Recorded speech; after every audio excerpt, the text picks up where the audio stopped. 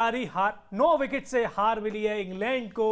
अखिल, ऐसा तो किसी ने नहीं सोचा था। ये आपने कहा ना कि हाल बेहाल हो गया, ये ऐसा हाल बेहाल हुआ है कि इंग्लैंड पूरे टूर्नामेंट में सदमे से उबर नहीं पाएगा, क्योंकि आप पहले ही मैच में 9 विकेट से हार रहे हैं, 37वें ओवर में हार रहे हैं।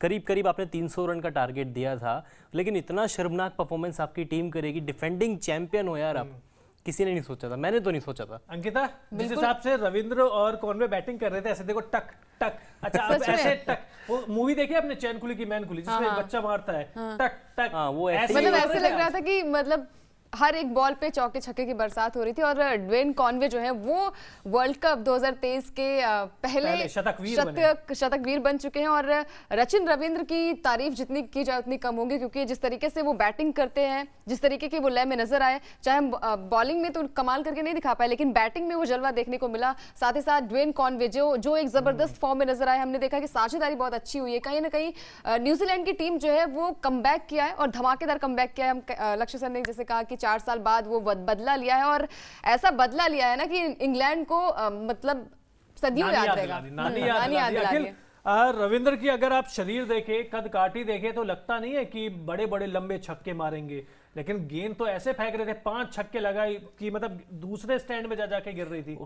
न्यूजीलैंड की टीम में एक ब्रेंडन मैककलम ऐसे खिलाड़ी थे जिनके कद गाटी को देख के लगता था कि खिलाड़ी दुनिया के किसी भी स्टेडियम में लंबे लंबे छक्के लगा सकता है। बाकी कोई खिलाड़ी इतना दमखम नहीं रखता, लेकिन रचिन रविंद्र ने 5 छक्के, 128 का स्ट्राइक रेट इनका रहा, 96 गेंदे, 11 चौके इनके बल्ले से देखने को मिले, और लक्ष्य दोनों का ही स्ट्राइक रेट मतलब 125 के ऊपर रहा है। मुझे लग रहा है कि ये 2023 वनडे वर्ल्ड कप के साथ अगले साल जो T20 वर्ल्ड कप होने वाला है ना, न्यूजीलैंड की टीम उसके लिए भी तैयारी कर रही है। और रचिन रविंद्र ये एक ऐसा नाम होने वाला है जिसने एक नया सितारा जन्म ले चुका है क्रिकेट के गलियारों में, और ये बहुत नाम कमाने वाला है आगे जाके। बिल्कुल, हमने वार्म अप मैच में देखा था अखिल की वहां पर अच्छी गेंदबाजी की थी रचिन ने, और आज बल्लेबाजी में वो कमाल करके दिखाया है। वर्ल्ड कप का पहला मुकाबला इंग्लैंड के साथ था, और जो करारी हार मिले इंग्लैंड को वो मुझे लगता है कि सदियों तक याद रहेगी। साथ ही साथ बात करें इंग्लैंड की, तो इंग्लैंड की शुरुआत थोड़ी सी धीमी रही है, लेकिन जो उसका मिडिल ऑर्डर कहीं ना कहीं मुझे लगता है कि वो थोड़ा सा कम नजर आया। उनके साथ मुझे लग रहा है कुछ गलत हुआ है, उनको किसी दूसरी पिच पे खिला दिया था। न्यूजीलैंड से कहा कि नहीं, आप इसके बगल वाली पिच पे खेलो। मैं तब से फोन में यही देख रहा हूँ कि कहीं बटलर ऐसी तो कुछ कहने वाले नहीं है कि इंग्लैंड हमने को दूसरी पिच दे दी थी, न्यूजीलैंड दूसरी पिच दे दी है, तो ठीकरा सर ICC के ऊपर फोड़ने वाले हैं वो। और आज पाकिस्तान की जनता को क्या हुआ, वहां की जनता मतलब अहमदाबाद में कुर्सियां खाली है, सारी चेयर खाली है, 50-60 हजार लोग तो वहां पे हैं। वो तो मैच इंडिया का नहीं है, तब ये हाल है। कब रोने की आदत खत्म हो गई है पड़ोसियों की? देखिए, वो तो आदत शायद कभी ना जाए। बहाना मिल गया उन लोगों को, कोई बात नहीं, कोई बात नहीं। अभी तो भिड़ंत होगी भारत के साथ भी, वहां पर कुर्सियां नहीं, शायद आप पूरे देखने को मिले। पड़ोसी ने जो ट्वीट किया ना, मैं कल के मुकाबला, कल इन्हीं का मैच है पाकिस्तान और नीदरलैंड, कल देखते हैं कितनी कुर्सियां। उनके पास बहाना मिल जाएगा ना, हमको तो वीजा नहीं मिला था, हमारे पास ये है। लेकिन चलिए, जॉस बटलर ने क्या कहा है ये भी आपको बता देते हैं कि ऑब्वियसली यही कहेंगे कि हार से दुखी हैं, डिसअपॉइंटेड है। लेकिन उन्होंने कहा है कि न्यूजीलैंड ने हमको हर डिपार्टमेंट में आउटप्लेड कर दिया है, यानी कि हर डिपार्टमेंट, चाहे फील्डिंग हो, चाहे बल्लेबाजी हो, चाहे गेंदबाजी हो, हर डिपार्टमेंट में पीछे छोड़ दिया। लेकिन उसी के साथ उन्होंने ये उम्मीद भी जताई है कि लंबा टूर्नामेंट है, हम वापसी करेंगे। लेकिन एक चीज है अखिल और अंकिता, ठीक है इंग्लैंड हार गया है, लेकिन उनको रूल आउट करना भी एक बहुत बड़ी बेवकूफी होगी।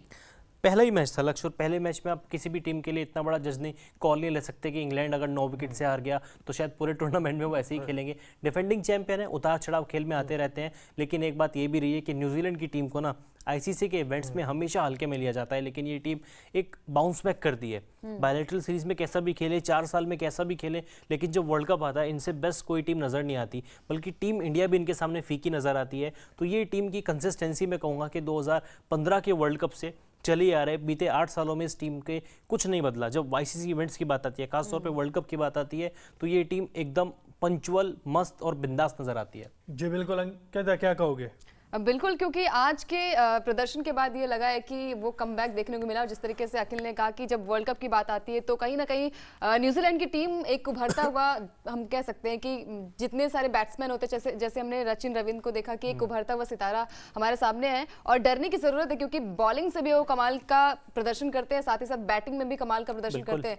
तो आज के मुकाबले में आपको क्या लगा कि कॉनवे या फिर रचिन रविंद्र? एक चीज और जोड़ना चाहूंगा आप आने से पहले कि जैसे अंकिता ने कहा ना कि बैटिंग भी कर लेते हैं, बॉलिंग भी कर लेते हैं, ये किसी क्रम पे बैटिंग वो भी कर लेते हैं, मतलब बल्लेबाजी। पाकिस्तान के खिलाफ वार्म अप मैच में 97 किया था एज ए ओपनर, आज केन विलियमसन की जगह खेले नंबर 3 पे, तो इतिहास रच दिया, शतक जड़ दिया, और नंबर 7 पे भी मोस्टली नंबर 7 पे बैटिंग बल्लेबाजी करते हैं। जी बिल्कुल। तो चलिए, जैसे ओकिनावा स्कूटी है इफेक्टिव, उसी तरीके से इस मैच का Okinawa effective player of the match कौन है वो भी देख लेते हैं। ज्यादा बातचीत करने की जरूरत है नहीं, क्योंकि जिस बल्लेबाज ने आते के साथ ही, ठीक है कॉनवे ने इनसे ज्यादा रन बनाए, लेकिन पूरी की पूरी हाईलाइट है वो एक खिलाड़ी ही वो कहते हैं ना छीन के ले गया सबसे। बल्लेबाजी हुई इंग्लैंड की 50 ओवर की, फिर न्यूजीलैंड ने गेंदबाजी भी करी, लेकिन बल्लेबाजी में जिस हिसाब से रचिन रविंद्र ने प्रदर्शन किया है, बेहद शानदार प्रदर्शन, और अकेले दम पर, क्योंकि मोमेंटम उन्होंने दिलाया था ना। बिल्कुल बिल्कुल। स्टार्टिंग में हमने देखा है कि आउट हो गए थे विलियन जिस तरीके से आउट हुए, उसके बाद लग रहा था कि शायद ये मैच कहीं ना कहीं फिसलता हुआ नजर आया। हाँ, थोड़ा फंसता हुआ नजर आया, लेकिन उसके बाद रचिन रविंद्र आए और कॉनवे की जोड़ी ने 273 की साझेदारी की है, तो बहुत बड़ी बात होती है। और कहीं ना कहीं जब आपका पार्टनर ऐसा मिल जाए, पार्टनरशिप अच्छी हो जाए, तो मैच आगे निकलता ही जाएगा। और डरने की जरूरत थोड़ी सी है, क्योंकि 9 विकेट से हराए इंग्लैंड को। तो और खासतौर पर ये भी कहते हैं कि वनडे क्रिकेट में लेफ्ट राइट का कॉम्बिनेशन बड़ा मायने रखता है, लेकिन यहाँ तो दोनों लेफ्ट हैंडर बल्लेबाज थे।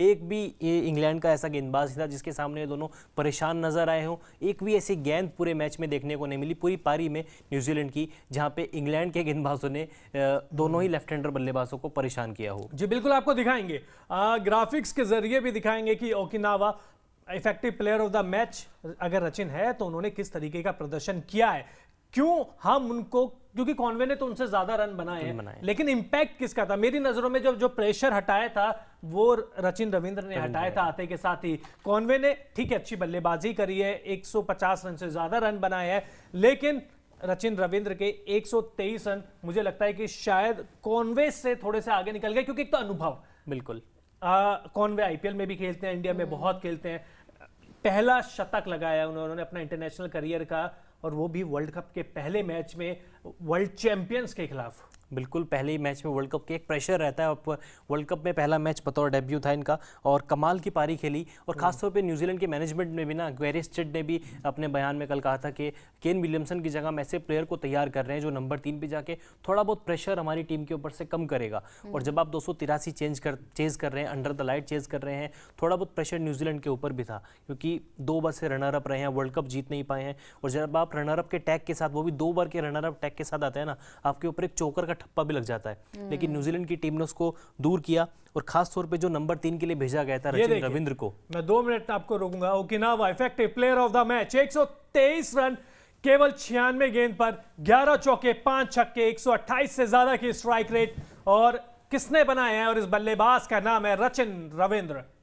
बिल्कुल, रचिन रविंद्र जो कि लाइमलाइट इन्होंने सारी चुराई। ड्वेन कॉनवे ने पहला तो सही थोड़ा सा कौन है, कहां से आते हैं? देखिए, भारतीय मूल के निवासी हैं, बेंगलुरु से बिलोंग करते हैं और न्यूजीलैंड के लिए खेलते हैं। और एक और इनका नाम जो सचिन तेंदुलकर और राहुल द्रविड़ के नाम से, इनके जो माता पिता हैं उन्होंने उनके नाम से इसका नाम बनाया है। राहुल द्रविड़ के नाम से रा और सचिन के नाम से चिन, तो रचिन जो है वो सचिन और राहुल के नाम से बना हुआ है। लेकिन आज प्रदर्शन तो सहवाग वाला किया है इन्होंने, दोनों को हटाते हुए प्रदर्शन। तो ये है Okinawa effective player of the match Rachin Ravindra. और चलिए इनके बारे में बातचीत कर ली, तो अब ओकिनावा स्कूटी है जो अलग अलग कलर में आती है, और बहुत सारे कलर्स में आपको मिल जाएगी।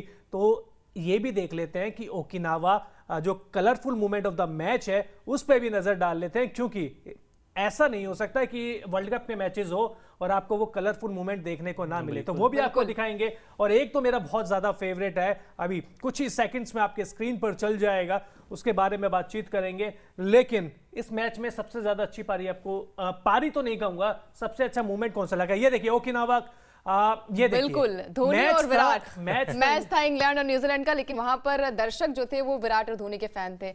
बिल्कुल, और ये तस्वीर जो है आपके सामने रचिन रविंद्र की भी है और विराट और धोनी की भी। देखिए, धोनी तो वर्ल्ड कप में नहीं है, तो नहीं देख रहे शायद ये भी हो सकता है, लेकिन देखिए रचिन रविंद्र जिस फॉर्म में नजर आ रहे हैं तो इनसे डरने की जरूरत है। और लक्ष्य सर ने जैसे कहा कि पहला इंटरनेशनल मुकाबला वो खेल रहे हैं, तो पहले इंटरनेशनल मुकाबले में शतकीय पारी खेली है, तो आगे के मुकाबले में और धुआंधार पारी मेरे हिसाब से आ सकती है। ये तो बस शुरुआत है, अभी तो पार्टी बाकी है न्यूजीलैंड के लिए, मतलब पार्टी भी है बिल्कुल। लेकिन अब यही है कि ओवर कॉन्फिडेंस भी नहीं जाना होगा। अच्छा, इंग्लैंड ने गलती क्या करी? या तो उनको कंडीशन टफ मिली, या जो टॉस आ रहे वही मैच हार गए, क्योंकि बाद में ये तो बहुत सिंपल सी बात है कि बल्लेबाजी करना बाद में बेहद आसान हो जाएगा। मेरे हिसाब से यहाँ पर टॉस हारी है। हारने के बाद कहीं ना कहीं मोमेंटम उनका, मैंने कहा ना कि मोइन अली 11 रन पर आउट हुए, तो शायद वो साझेदारी उनकी हो नहीं पाई और एक के बाद सारे बैट्समैन आउट होते गए। जो रूट ने एक अच्छी पारी खेली, लेकिन उनका सहयोग, उनका योगदान देने के लिए कोई बैट्समैन वहां पर बचा नहीं है, तो शायद वहां पर मिडिल ऑर्डर उनका थोड़ा सा मुझे समझ नहीं आया और कहीं ना कहीं गेंदबाजी तो बहुत खराब रही है। और खासतौर पर जब आपको पता है किस तरह की विकेट होने वाली है और आप पहले बल्लेबाजी कर रहे हैं ना चाहते हुए भी, आपको चाहिए था कम से कम 350 रन तो बोर्ड पे लगाएं, क्योंकि आपको पता है कि अंडर द लाइट चेज हो सकता है और न्यूजीलैंड ने वो करके भी दिखाया। लेकिन उसके बाद भी अगर इंग्लैंड की गेंदबाजी पर नजर डालें, Chris Woakes, Sam Curran, Mark Wood, ये 3 धुरंधर हैं और ये 3 इंग्लैंड के मॉडर्न क्रिकेट में, वाइट बॉल क्रिकेट में लीडिंग विकेट टेकर्स में से एक माने जाते हैं। तो अगर अभी तो टूर्नामेंट शुरू हुआ है, अगर आने वाले मैचेस में भी इसी तरह की विकेट मिलती है और इंग्लैंड पहले ही बल्लेबाजी करता है, तो आप हर बार ये नहीं कह सकते कि हमको कंडीशंस ऐसी मिली हैं, इस तरह का परफॉर्मेंस किया हमने। आपको इस तरह की परिस्थितियों में विकेट्स लेने होंगे। बिल्कुल, सैम करन ने एक विकेट लिया, लेकिन उसके अलावा कोई भी ऐसा बॉलर दिखा नहीं कि जो लय में नजर आया, और सभी वहां पर सभी की पिटाई हुई है। और जिस लय में यहाँ पर कॉनवे और हम बात करें रचिन रविंद्र नजर आए, तो आगे के मैचेस में भी ऐसी साझेदारी देखने को मिल सकती है। अगर बैट्समैन एक बार टिक गया और सामने अगर अच्छी लय में कोई दूसरा बल्लेबाज नजर आए, तो आउट करना मुश्किल ही नहीं नामुमकिन नजर आ रहा है। और इंग्लैंड को सबक सीखने की जरूरत है कि आपको भाई बॉलिंग भी, क्योंकि आपके पास धुरंधर की कमी नहीं है, आपकी बैटिंग लाइनअप भी अच्छी है, बॉलिंग भी अच्छी है। एक चीज और भी है अंकिता और अखिल, मुझे लग रहा है आज जो इंग्लैंड है वो एंकार में खेल रही थी। एक प्लान के साथ आए थे कि हम शॉर्ट पिच गेंद ही करेंगे, हम शॉर्ट पिच आप वुड की देख लीजिए गेंदबाजी, शॉर्ट ऑफ पिच लेग, उन्होंने वो सारी चीजें करी, लेंथ, ठीक है। सैम करन की देख लीजिए, एक जिद के साथ आए थे कि हमारा प्लान भी नहीं करेंगे, हम यही करते रहेंगे, अगर शॉर्ट पिच डालनी है तो यही डालते रहेंगे। अब उनका ये था कि भाई न्यूजीलैंड के गेंदबाजों को भी तो मदद मिली है ना यहाँ से, लेकिन कंडीशन तो उस समय अलग थी, उस समय तो ड्यू थी नहीं, उस समय तो लाइट जली नहीं हुई थी। अंडर लाइट्स वैसे भी बल्लेबाजी करना थोड़ा सा आसान हो जाता है, और अहमदाबाद में तो वैसे भी आसान हो जाता है। तो आपको लगता है कि शायद जो कप्तानी की हो या जो टीम मैनेजमेंट की प्लानिंग है उसमें भी कमी रह गई? शायद एक रणनीति यही थी ना, क्योंकि डैन कॉर्वे को हमने देखा है, चाहे आईपीएल की बात हो, इंटरनेशनल क्रिकेट की बात हो, शॉर्ट पिच गेंदों के सामने थोड़ा बहुत स्ट्रगल करते हैं। और रचिन रविंद्र का तो करियर अभी शुरू ही हुआ है, तो शायद इंग्लैंड के दिमाग में यही होगा कि एक ही टप्पे पे गेंद डाली जाए, शॉर्ट पिच गेंदों से इनको परेशान किया जाए। हालांकि वो काम इनके फेवर में नहीं गया, उनके अपोजिट चला गया, लेकिन इंग्लैंड को इस मुकाबले से यही सीख मिलती है कि आने वाले मुकाबलों में आप भले ही टॉस हार जाएं, लेकिन आपको अपनी गेंदबाजी पर अभी भी काम करने की ज़रूरत रहेगी, क्योंकि 15 और 19 के वर्ल्ड कप तक इन टीमों के पास जोफ्रा आर्चर थे और 15 में जेम्स एंडरसन, स्टुअर्ट ब्रॉड थे, तो कहीं ना कहीं इनकी कमियां छुप जाती थी। लेकिन अब इस टीम की गेंदबाजी एकदम यंग है, तो इन युवा खिलाड़ियों को आगे आकर मौके बनाने होंगे चाहिए। और कहीं ना कहीं ये बात सच है कि भाई आपने एक अच्छा खासा स्कोर बना दिया था, 283 रन, मेरे हिसाब से 283 कुछ बुरा स्कोर नहीं था, 300 टच करने के नजदीक था। बात इसमें ये भी है ना अंकिता कि आपके पास केन विलियमसन नहीं थे, और जब सामने वाली टीम में, न्यूजीलैंड की टीम में केन विलियमसन ना हो, तो आपका टॉप ऑर्डर विलियम इतने अनुभवी बल्लेबाज नहीं है। आज भी देखिए गोल्डन डक पे आउट हुए, उसके बाद जो इस टीम के पास थे डेरिल मिचेल थे, टॉम लैथम थे। टॉम लैथम अच्छी बल्लेबाजी करते हैं, डेरिल मिचेल कमाल की फॉर्म में है, इस साल तो इस खिलाड़ी ने गदर मचाया हुआ है। लेकिन वो ये है कि अगर थोड़ा बहुत स्ट्रगल ये टीम कर सकती थी, इंग्लैंड अगर ये मैच जीतती तो टॉप ऑर्डर को आउट करने के बाद ही जीत सकती थी। केन विलियमसन का ना होना, 283 रन बोर्ड पे लगा देना, है भी कि नहीं है? हाँ वही तो कमी नहीं खली, क्योंकि अगले मैच में तो न्यूजीलैंड बल्कि खुद सोचेगा विलियमसन जब वापस आएंगे, अब रचिन को नंबर 3 खिलाएं या विलियमसन को नंबर 3 खिलाएं। और एक चीज भी है ना, देखिए न्यूजीलैंड को आपको तारीफ इस चीज में भी करनी होगी कि हर दिन एक नया स्टार बन के सामने आता है। चाहे गिलेन फिलिप्स हो, एक मैच में वो जिता देते हैं, एक चैपमैन है वो जिता देते हैं, पाकिस्तान के खिलाफ उन्होंने जिताया, रविंद्र रचिंद्र वो अच्छी बल्लेबाजी कर रहे हैं, और कॉनवे तो चलिए पके पका है, वो चावल है ही। और एक नाम आप भूल गए, ट्रेंट बोल्ट, जिस दिन वो आज खराब दिन रहा था शुरुआत में, हालांकि 10 ओवर में 48 रन ही दिए एंड ऑफ द डे, लेकिन शुरुआत में बड़ी पिटाई करी बेस्टो ने उनकी। बिल्कुल। तो चलिए लाइव सेशन बंद करते हैं। इंग्लैंड कोई बात नहीं, हार गए हैं, लेकिन वर्ल्ड चैंपियन है, तो अभी भी थोड़ी सांत्वना के साथ वर्ल्ड चैंपियन, अब वर्ल्ड चैंपियन नहीं, वर्ल्ड चैंपियन है भाई, 9 विकेट से आ रहे हो यार, मतलब इतनी बुरी हार तो नहीं हो सकती ना आपकी, कि इतनी बुरी हार हो कि